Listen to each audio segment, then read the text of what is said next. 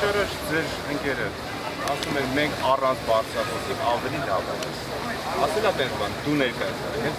Ասացա ձենով էլ կարամ, գոռամ չասեց ավելի լավ։ Ձեր խնդիրը, ձեր խնդիրը պրոբլեմ չկա, մենք ներկայացնում չօգտագործեք։ Պահանջը անհիմն է։ Բացատրեք մարդը։ Ոչ օրենքի սահմանը ոչ չկա։ Դեռ հիմնավորեցի ձեր պահանջը, հիմա ես բացատրում եմ կոնկրետ իրավիճակը որն է, դուք օրենք եք ուզում։ Իրոք մենակ օրենք ասելով չի։ Արի ասամասան բայը չէ։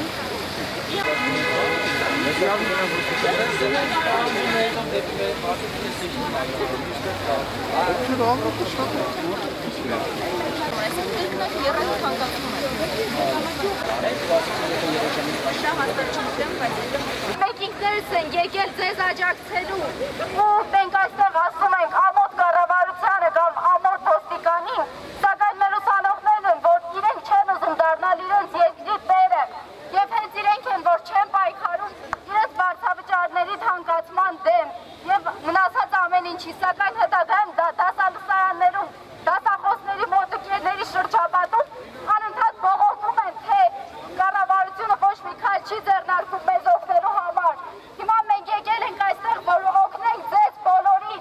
ընդունեք մեր օգնությունը, եթե դուք հարգում եք ձեր ծնողներին։ Կոչ ենք անում միանալ մեզ եւ պայքարել բուհերում վարձավճարների թանկացման դեմ։ Միացեք մեզ, մենք ենք տերը մեր երկրի։ Ուզում ենք ապրել այս երկրում, ուզում ենք ապրել այնպես, ինչպես որ մենք ենք ուզում։ Չենք ուզում, որ մի քանի օլիգարխ, մի քանի չինովնիկ թելադրեն իրենց ապօրինի որոշումները, փաթաթեն մեր վզին, մենք էլ խեղճ ու կրակ թողնենք երկրից հեռանանք։ Մենք ենք տերը մեր երկրի, թույլ չենք տալու։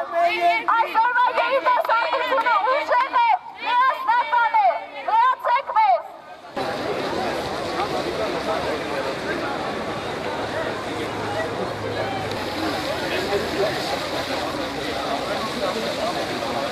Սիրելի ընկերներ, միացեք մեզ, որպեսզի թույլ չտանք, կրկնում եմ, որ հարստանան մեր կրթության հաշվին։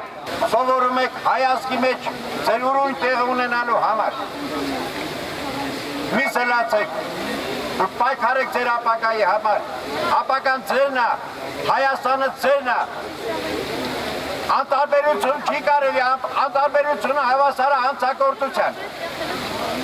Դուք ձեր ապագայի մասին եթե մտածում եք ու սովորում եք համալսարանում, դուք պետք է հասկանաք են հասարակ բանը, որ այսօրվա օրը ձեզ ծնողը ընդունակ չի վճար ունակության։ Պայքարեք ձեր ապագայի համար։